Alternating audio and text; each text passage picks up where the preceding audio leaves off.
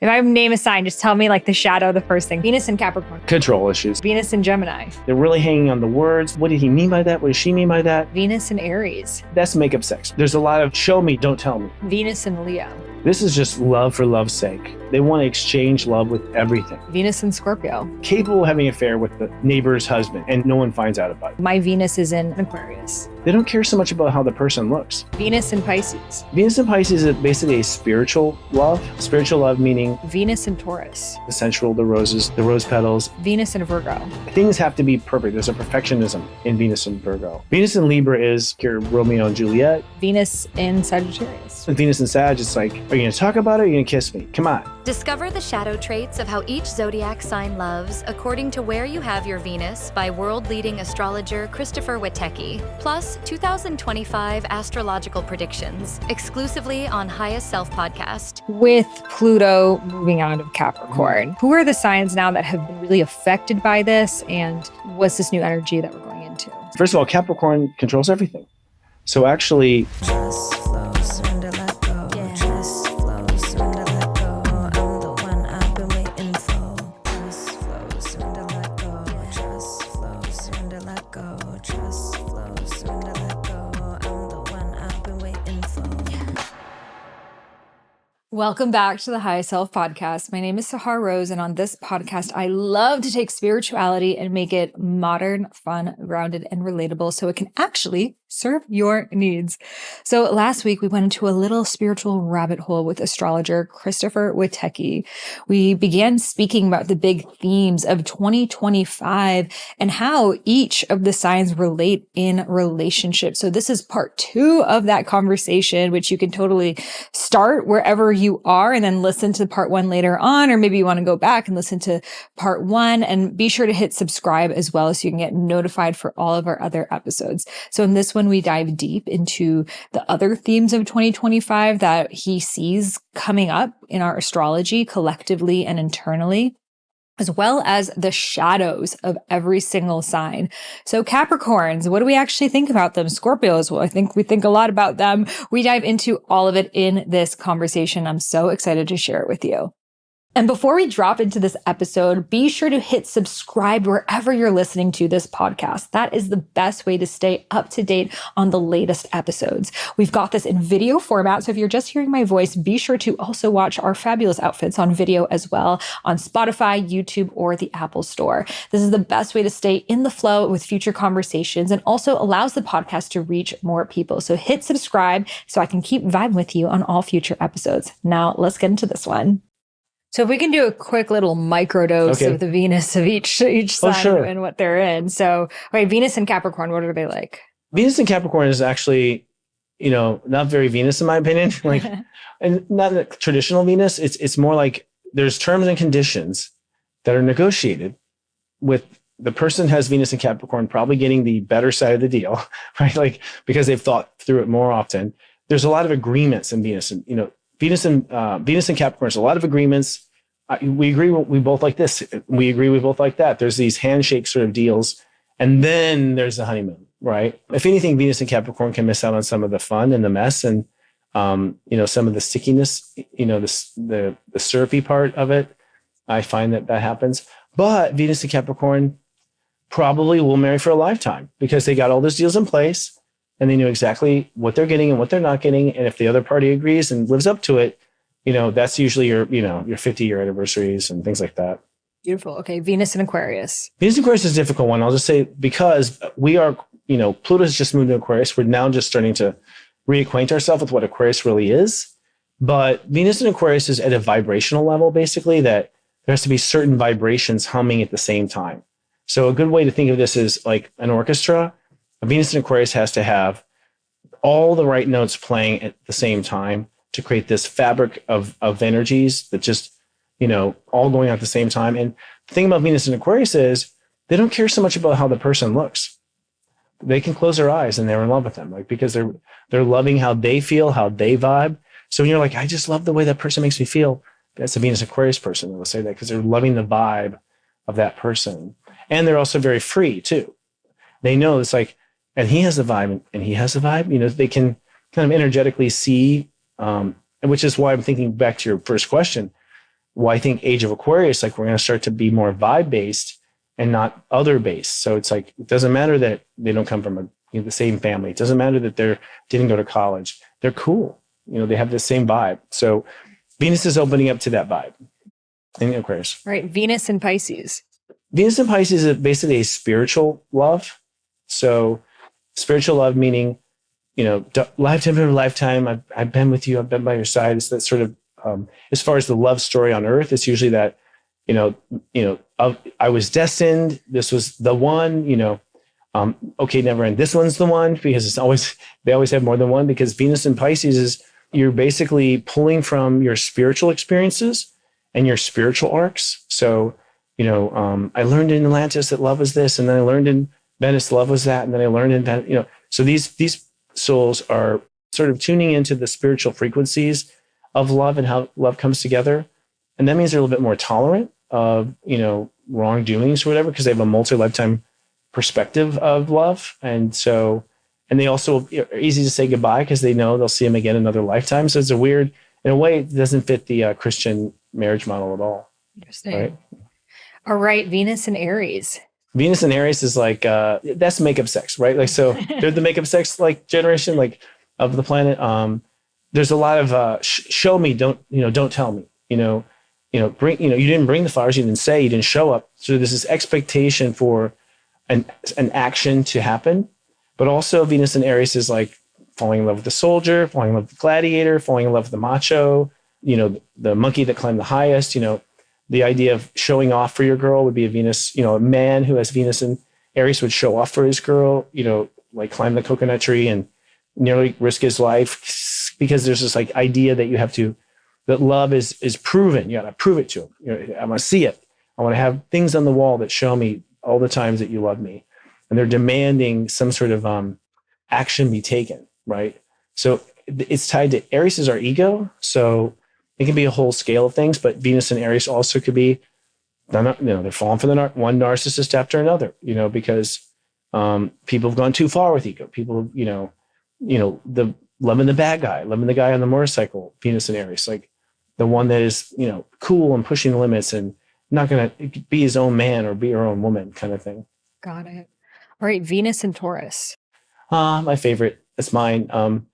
That's the sensual. So Venus and Taurus is the sensual, the roses, the rose petals. I mean, that story we hear on Earth. At the end of the day, that Venus is a tactile Venus. It's a Venus of experiential, where the experience itself and the richness of the experience, the richer, the better. The richer the chocolate, the better. The deeper the concept, the farther it goes, in theory, and the more things it spins off of.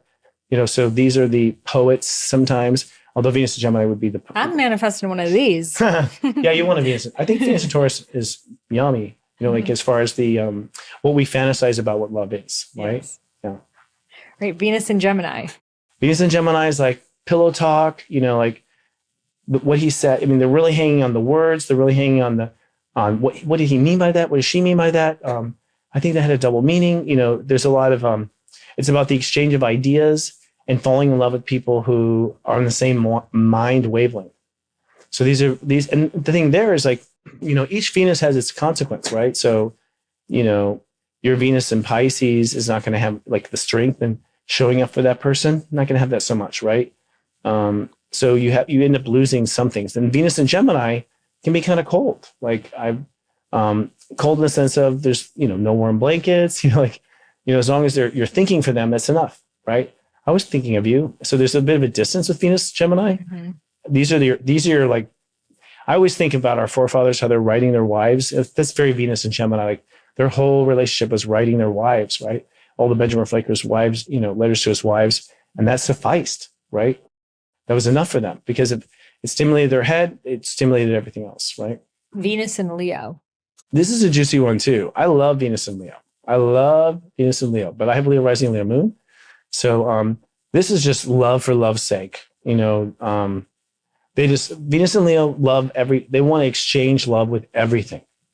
So they're loving their cats and they're loving the butterfly and everything is just, that magical. Venus and Leo also wants like an exclusivity kind of, the best, the richest, the one that was known for killing the most, monkeys or whatever the tribe might be doing. Like So there's also a kind of a Braveheart, kind of a Prince, knight in shining armor sort of energy to it that goes with it. Like the presentation of it, basically, is presented a certain way.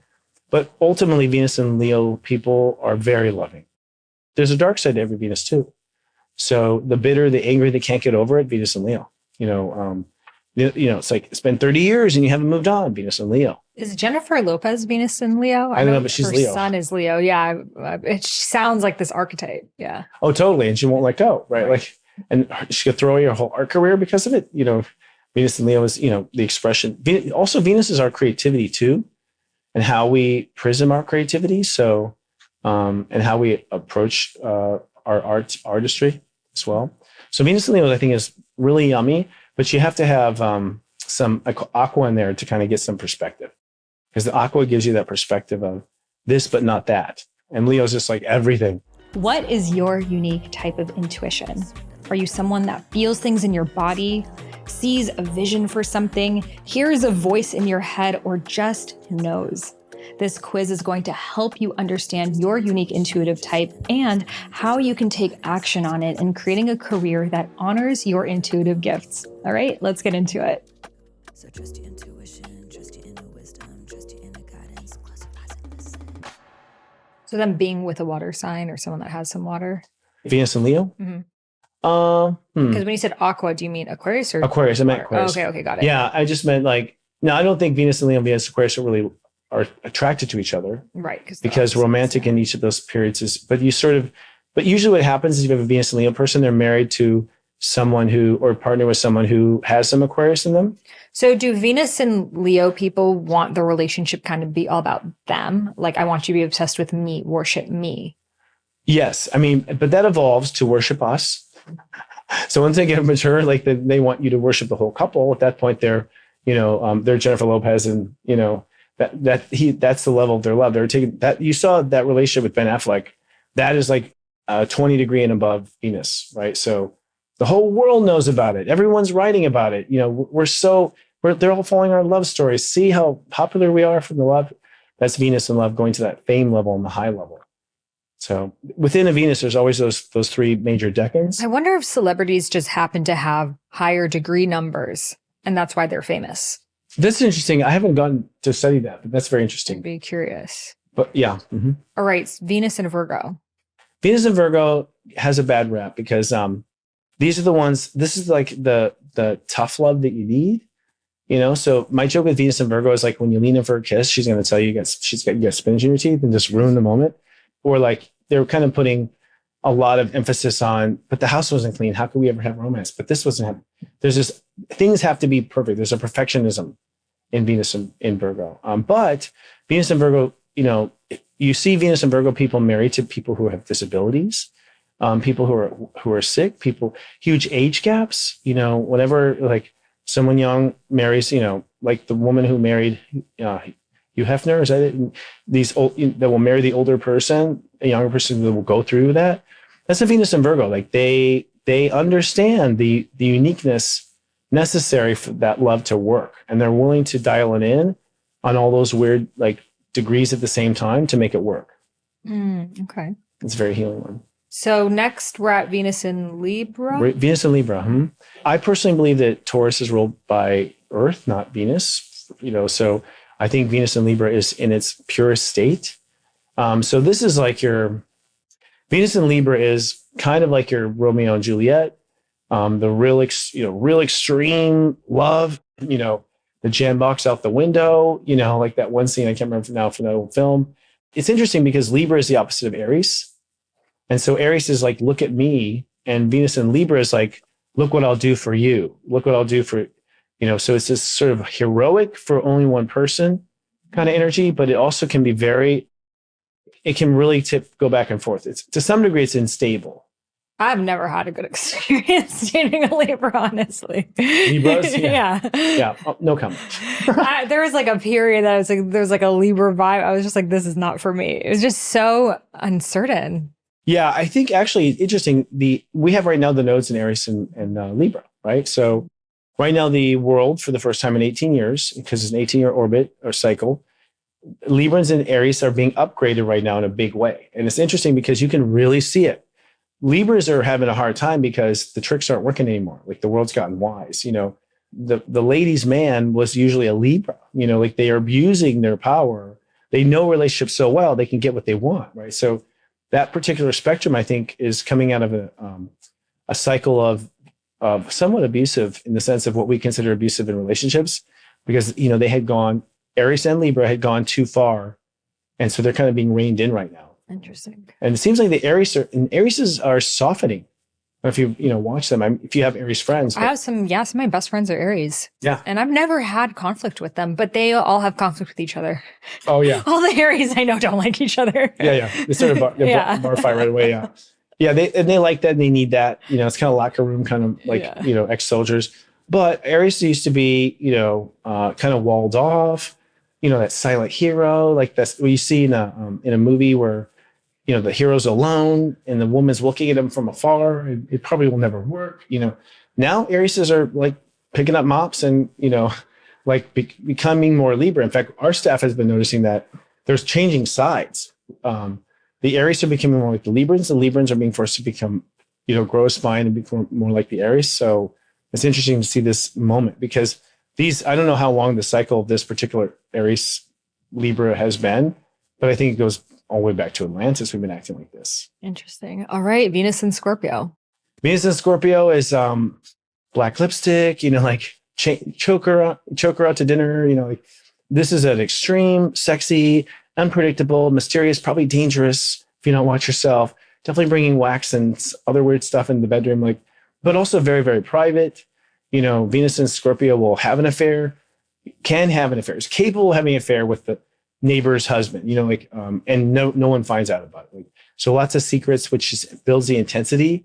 When you have secret love and no one knows, there's so much energy built up from that wall that's put up. So you have this extreme emotion, extreme fighting, instant sexual compatibility. Just they know how to get each other's pants off. They know how to get each other naked right away. With other Venus and Scorpios or just with anyone? Venus and Scorpio would be the seducer, like the one that pulls the siren that pulls in the person, and that can be a man too. So a man with Venus and Scorpio, he's hard staring that woman down at the bar. He's like sending those vibes, like energetic vibes for a long time before there's an approach, trying to get that, trying to get the subject to wander into the Scorpio's den. Because they don't want to go far from the den. They don't want to go far from their comfort zone, Scorpio. So they lure you in. That energy is like, come on, you'll like it. Right? So Venus and Scorpio can be lots of secrets.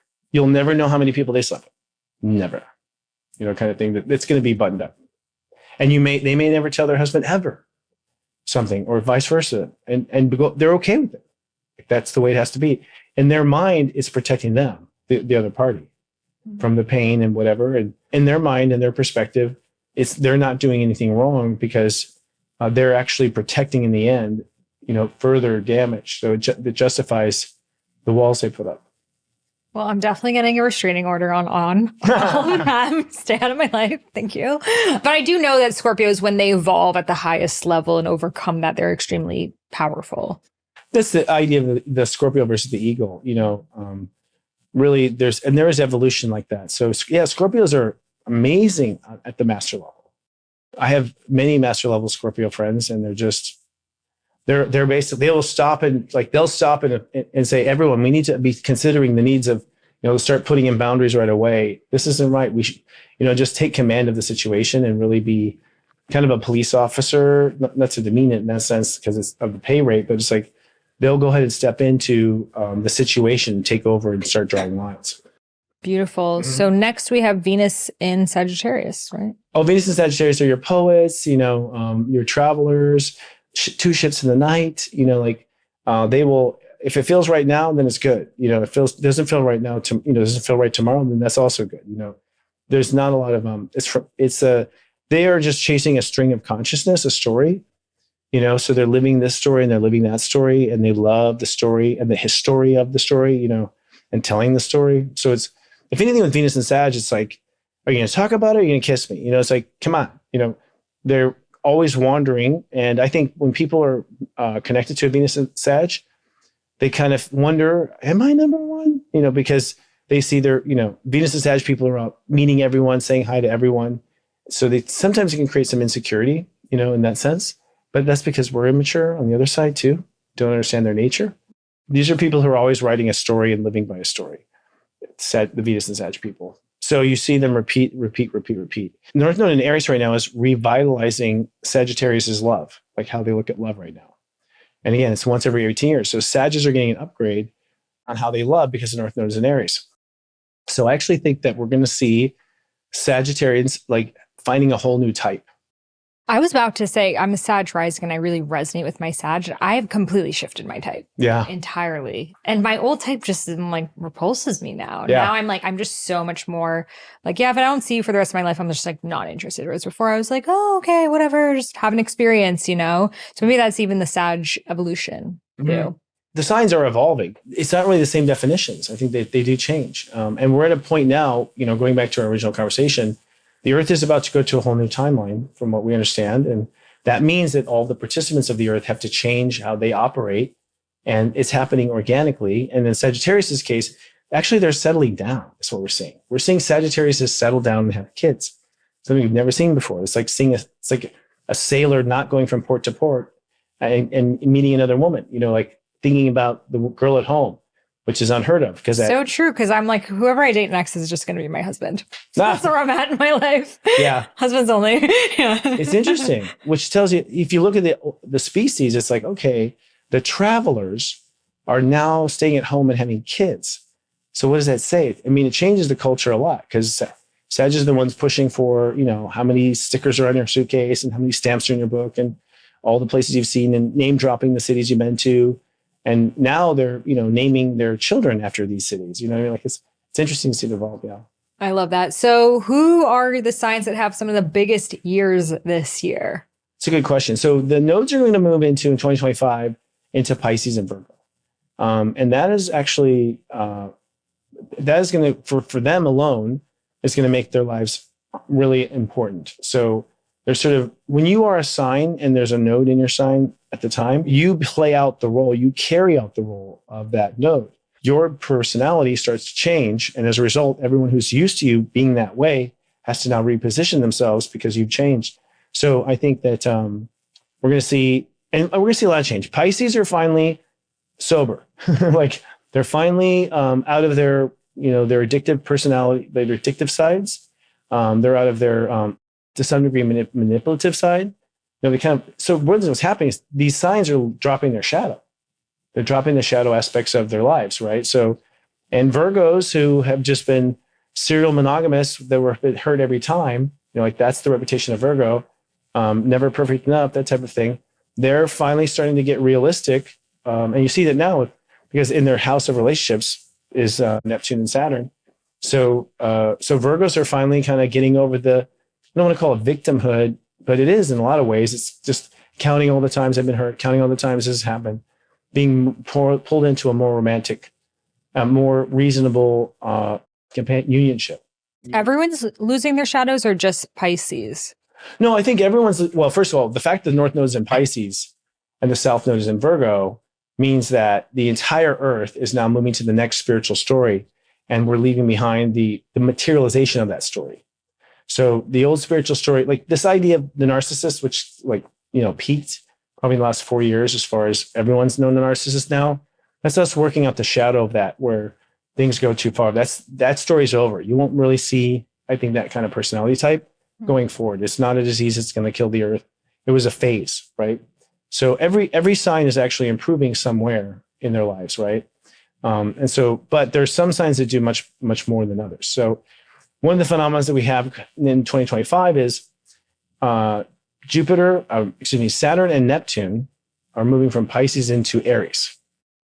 So Saturn and Neptune have been focused on Aries, which has been sort of Neptune bringing us the wisdom, Saturn bringing us the discipline. So our discipline to cut the karmic cords, our wisdom of where the karmic cords are. Now those two move into the sign of Aries. So Aries becomes heavily under reorganization, metamorphosis, right? And it means that all behavior on Earth and all ways of action on Earth have to now go to a higher level.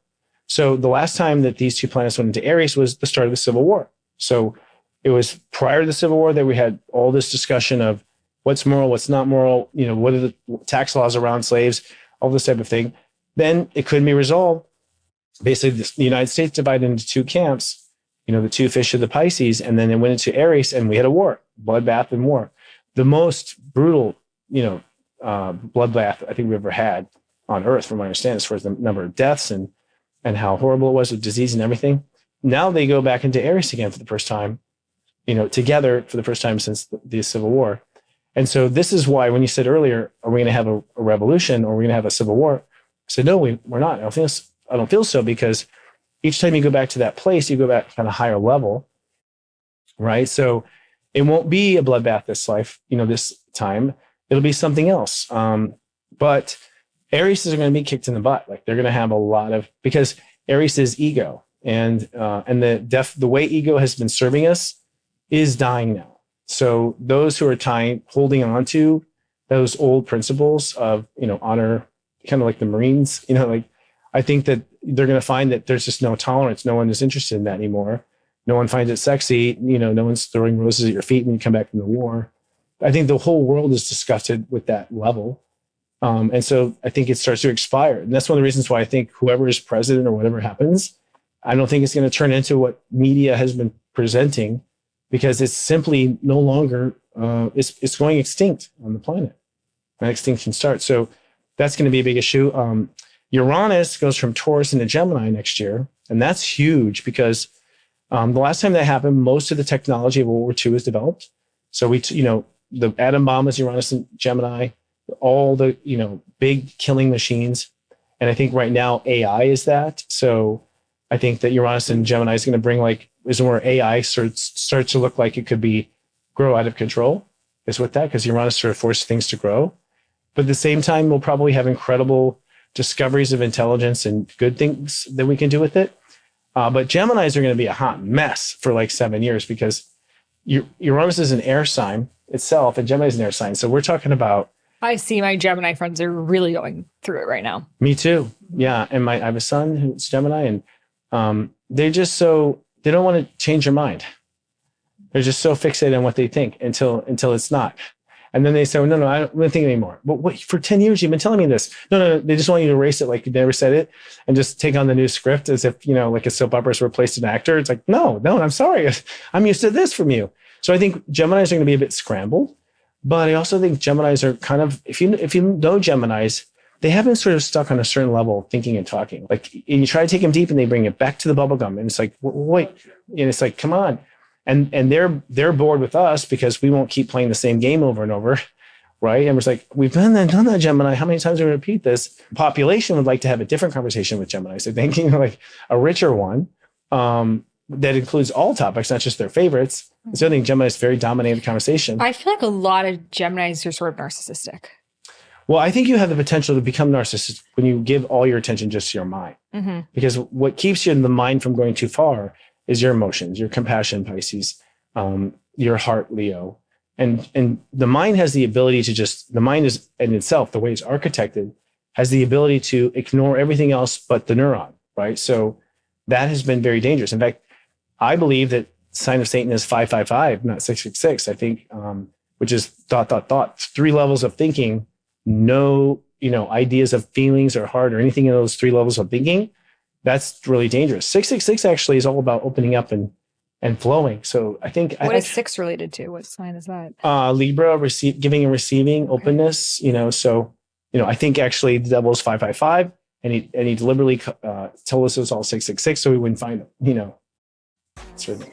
If you're interested in diving deep into shadow work, ancestral healing, tuning into your intuition, Ayurveda, ancient wisdom, ceremonies, rituals, and so much more, then you are designed to be a spiritual life coach. This is someone that is a guide, an oracle, a person who dives people deeper into their own truth. You powerfully ask people questions to dive them deeper into their own understanding, and use your intuitive gifts, whether you are someone that feels, sees, hears, or senses, or knows, And this is exactly what we train you to do in Highest Self Institute's new Spiritual Life Coach certification. Over the next 6 months, you'll be diving deep with myself and my team in learning all of the tools and modalities to create a private practice as a spiritual life coach.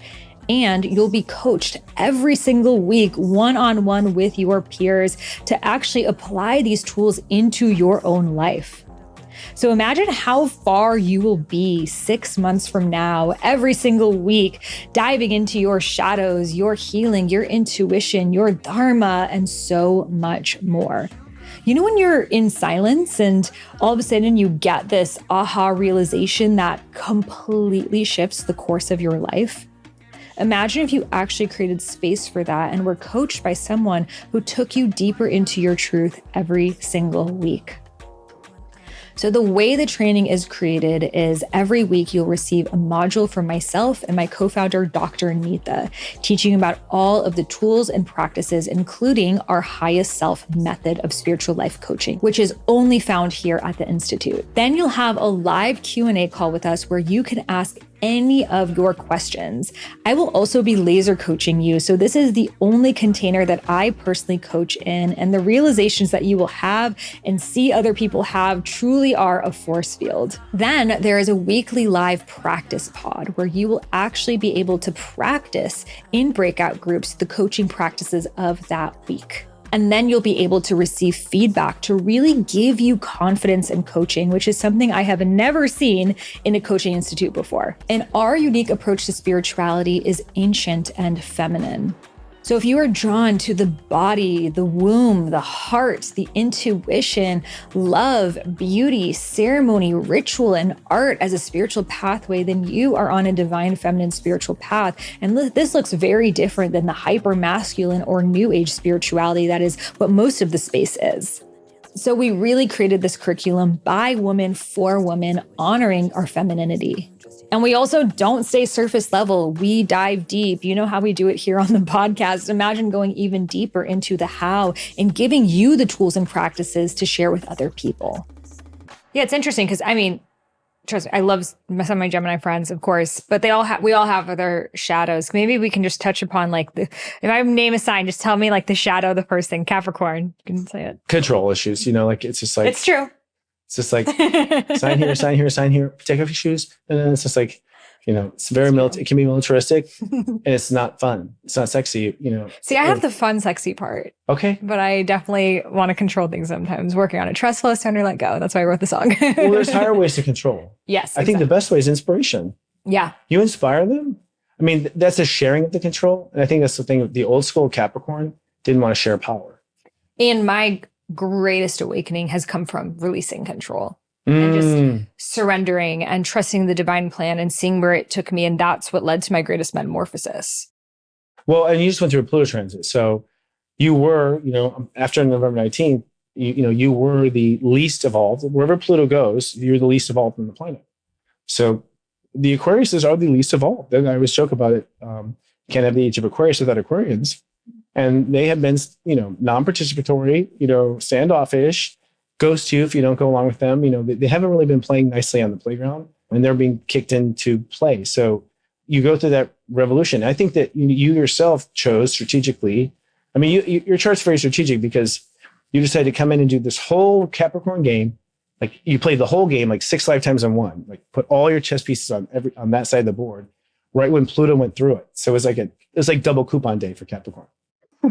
I know. I was like, let's have the beginning of my life be like the hardest time of it. Let's just knock it out and then we're good from here. It's really smart. Yeah. It's really smart. Yeah. Get some good character development. It's smart. Yes. It's really just you guys handling business on a level. It's interesting because Capricorns have Aquarius in the second house, which means now the dumbest part of Capricorns, dumb is a not a fair word, but the most ignorant or the most left behind or the most archaic is the way they handle money, right?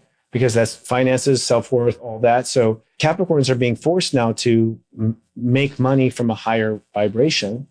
Their other low vibration businesses aren't going to function. You're way ahead of the curve on that one again. And I think all my Capricorns in the second house. That's like my in the second house, up house. You're like, not only am I going to ace Capricorn, I'm acing the next lesson at the same time. Exactly. It's very smart. Yeah. Exactly. All Good right. strategy. Aquarius, the first shadow. With all their talk of, kumbaya, where were you? You know what I mean? Like they will be out there preaching about how we should get along and they don't show up at your birthday party. And they don't, they don't really participate. So it's all talk and no, action in a sense. That's where I think I feel and the fact that they'll just go cold on you is really hard. I mean, I've been hurt so many times from Aquarius is just never calling me back again. And I don't know for what reason, I don't know why. So there's a real cold, there's just, again, it's the other spectrum of Leo, Aquarius. So Leo's a love and Aquarius is like the far cold side of love. But it's being abused. It's this being is all totalitarian versus just maybe I'm not going to talk to you when you bring up this. So they have higher resolution of when they do that. All right, Pisces. Pisces is the shadow. Like they carry the shadow because they are the living of the shadow. And the reason is because the shadow lives in the soul. It lives in the spirit part of us. And Pisces are like always plugged in the spirit all the time. And so with Pisces, there's something dark they're hiding. There's always something dark they're hiding, like hiding from themselves, maybe, but also hiding.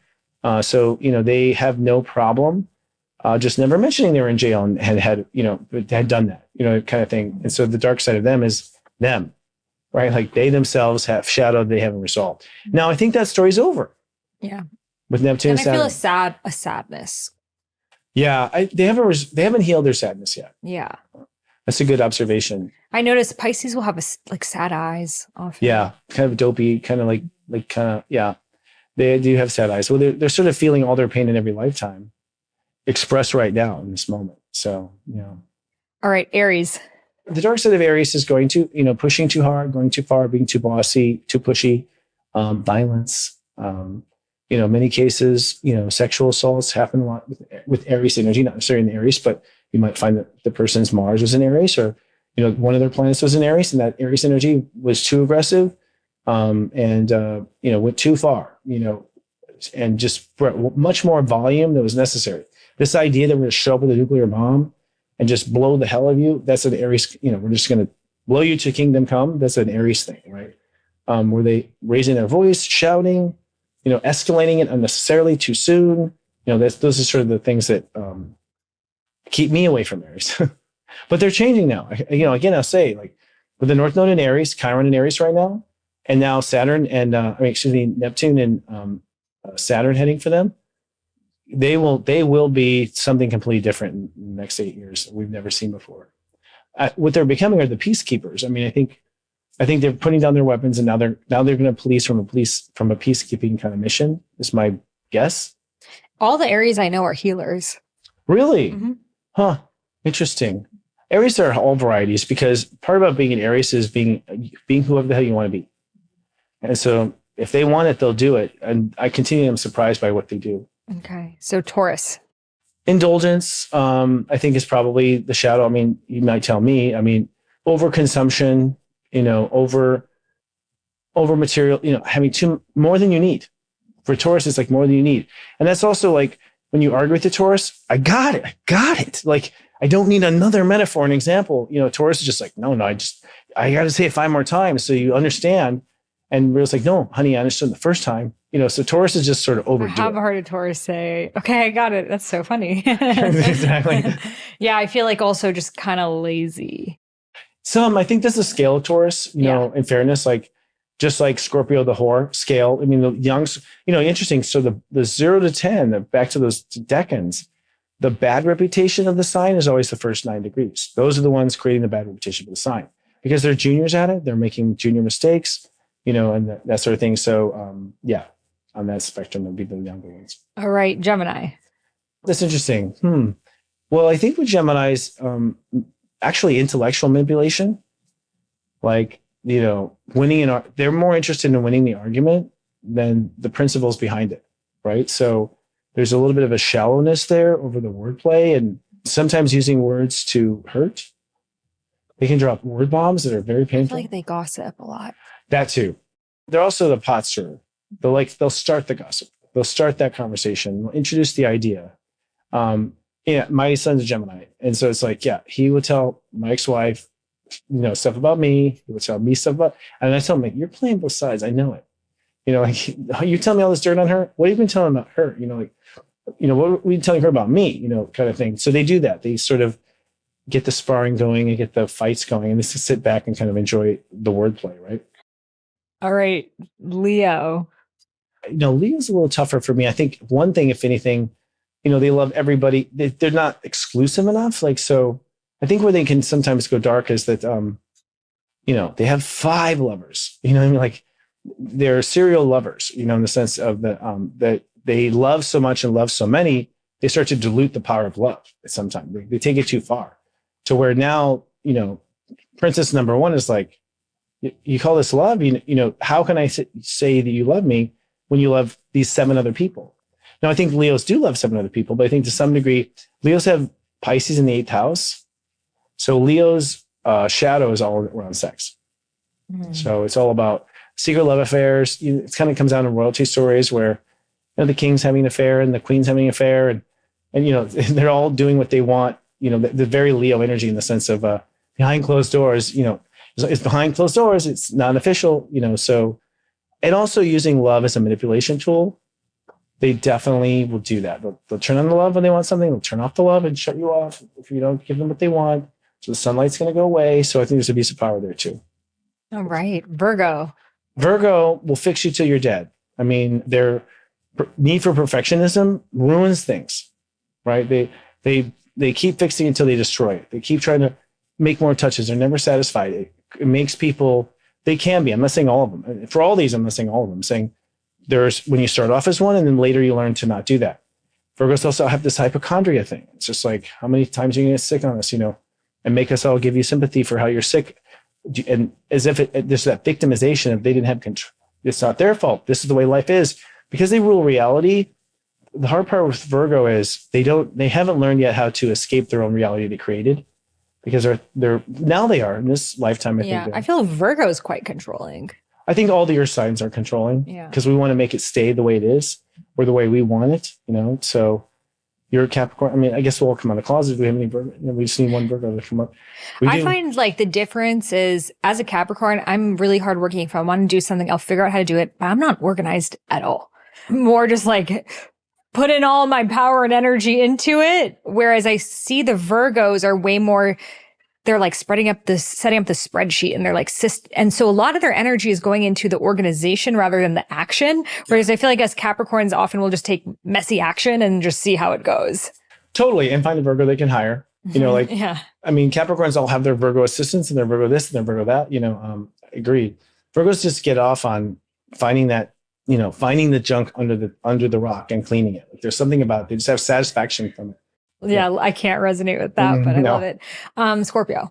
Well, Scorpios are pretty obvious in the sense of, they can imprison people, imprison people in terror, imprison people in, husbands and wives get imprisoned by Scorpio partners. When you hear these stories like Lifetime television from women where, he single-handedly started to disconnect her from all of her friends and pull her away from all these things. And that is so Scorpio, where they just started like isolate you into their den where you're supposed to be completely satisfied with only them in life now. And that they're total solution, right? At the same time, they say they have no insecurity about themselves at all. Right? They are badass as far as they're concerned. You're the one that's the problem. You're the one that, so they're very like, they are the gaslighters, man. They play war dirty and they will cheat to win. Like they'll play dirty at the end of the day. I mean, the Scorpios that are hard, they will make that they'll punch you below the belt, and they feel justified. The Scorpio stinger, and everyone's had it before, is like, they will throw the god-awful truth about you that they've never told you that they saw at the most inappropriate time in the most painful way. And it's like, oh my, you didn't even know that they saw that. They've been hiding it like on a shelf, waiting one day to kill you with this or one day to hurt you with this. Like, that's the dark side of Scorpio. It's like, they fantasize. They'll tell me they fantasize about killing people. They fantasize about ending things. Like, they have violent fantasies too, but I think that's, again, Scorpios that come from the dark ages. So, I think that's changing. Casual. All right. Sagittarius. In pursuit of knowledge, we'll put knowledge above humans, we'll put travel above humans. We'll put, to me, whatever they're fascinated by, we're all supposed to give up what we want out of the equation because you're fascinated with seashells or something, like, so So true, because that could be my shadow. Oh, could be. I'm like ancient Egypt, and it's like all I want to talk about. Right. So it makes sense, and that's my rising. Totally, yeah, and that's where they have been. I think again, like all these conversations we're having is we're really discussing the Dark Ages version of them, and I do think they're all evolving in this life. We're going to see significant progress, but a Sagittarius is on some adventure. It's sort of like the Indiana Jones. Indiana Jones is Sag, like, so it's like, how many wives did he have? Like one in a couple scenes, because his treasure was the most important thing, go to the wayside of everything else that other people care about. So they end up leaving people behind all the time. I always say, kiss a Sag while you see them, because they're not going to be here in 5 minutes. They're going to move on. And they're the ones that usually leave you behind, in that sense, in favor of whatever their adventure is or their learning path is. Right? I love this because I feel it is important to know our shadow. Not that, okay, we just said this is what the signs are like you're stuck with that, but rather it's just know the shadow side of ourselves in these different ways. And that way, when that's coming up, we can not operate from that place. We can look forward and make sure it doesn't happen, right? I think that's what we're doing now in this lifetime. I think this is the first lifetime where all the signs are starting to realize their bad reputations, and all of us, the other people who have to live with them, have all seen it too. It just doesn't work anymore on us. Like, we're all bulletproof. When I see a Sag now, I'm like, I don't open up the commitment thing. I'm just like waiting for them to go. You're waiting for it to happen, prepared. So they've seen, all different signs have seen that, their shift don't stink anymore, and so as a result, we're calling each other on this stuff too.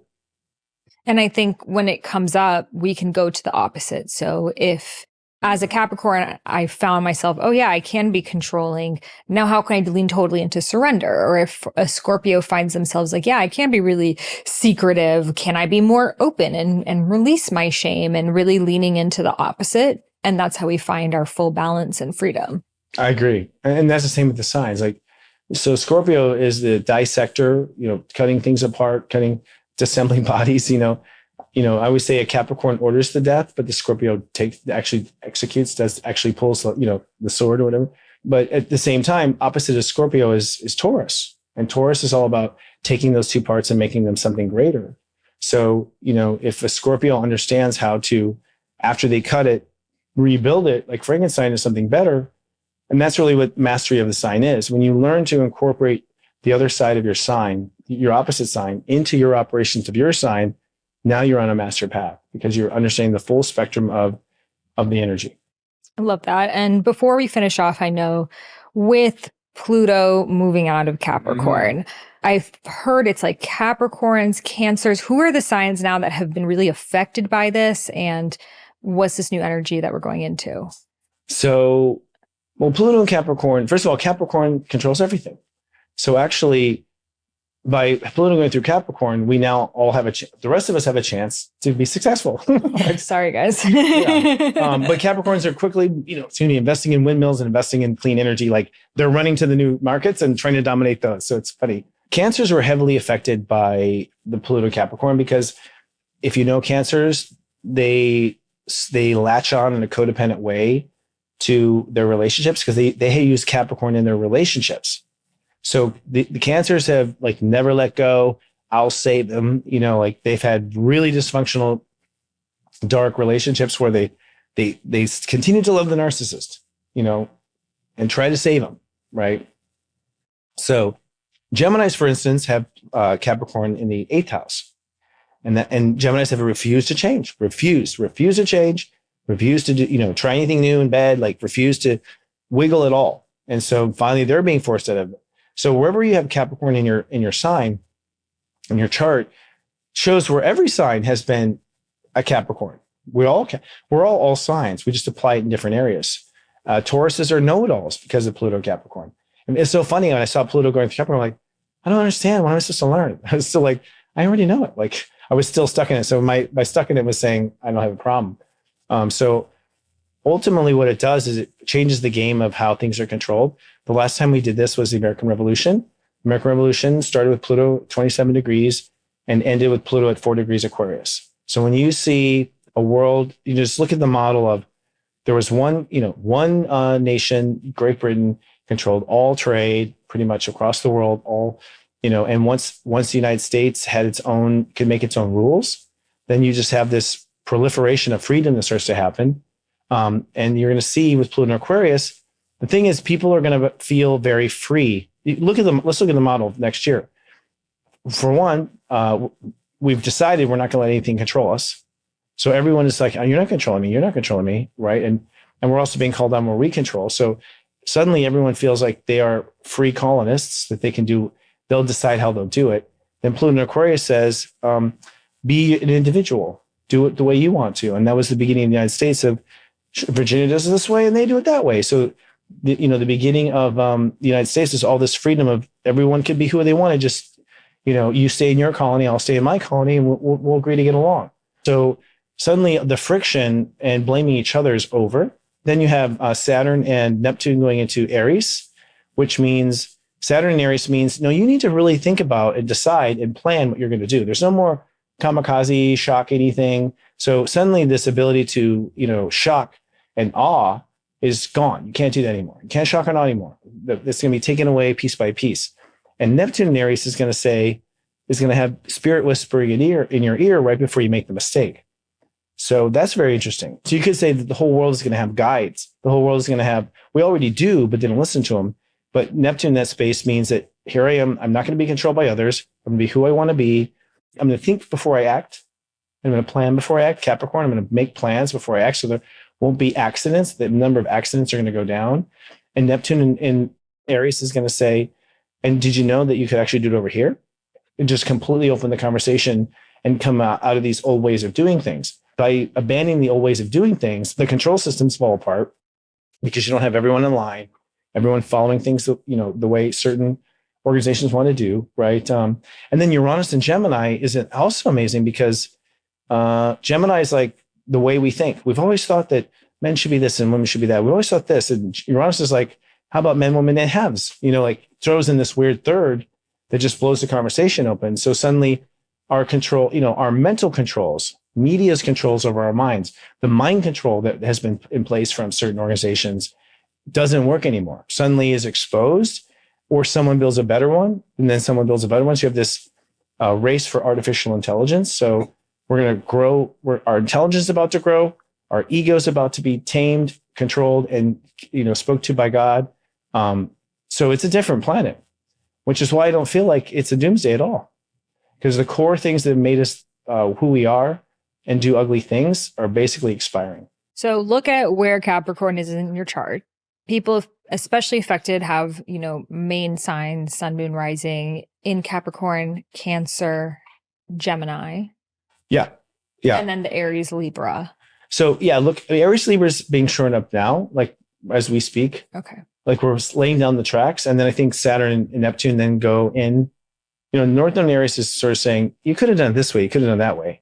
And now these planets move in there and says, okay, it's time to do it that way. It's time to do it that way. So I think we're going to see Aries, Libra, and the Cardinals, and Capricorn, Cancer.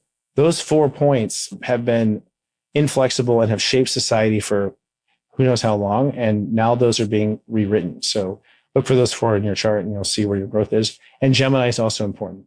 Love it.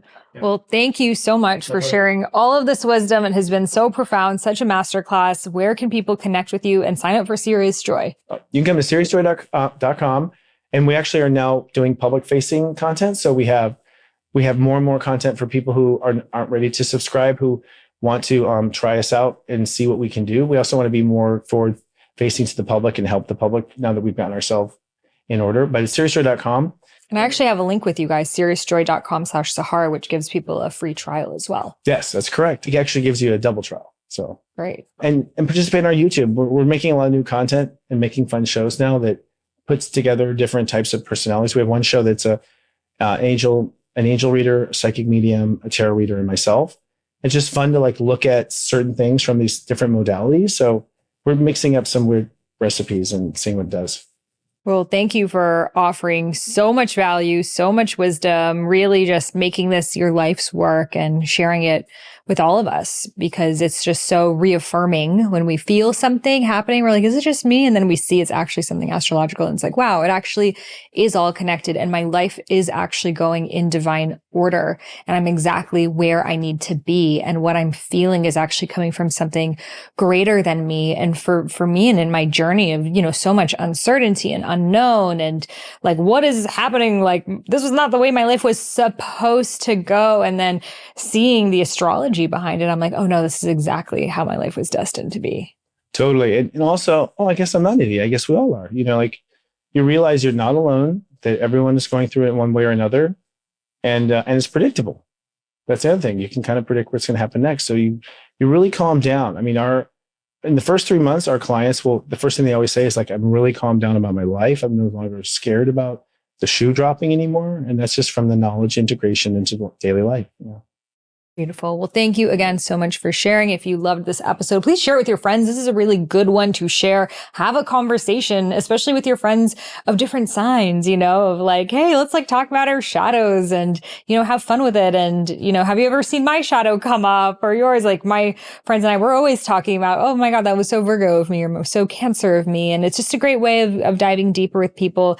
Great for dating. If you're dating someone, definitely find out their Venus sign. Go re-listen to that part of the episode because that was phenomenal. The breakdown, that's just going to like solve so many problems in your life, help you understand your partner, help you understand your exes. I mean, that was just incredible. And yeah, be sure to leave a review for this podcast as well. And I will send you my womb meditation absolutely for free. So leave a review.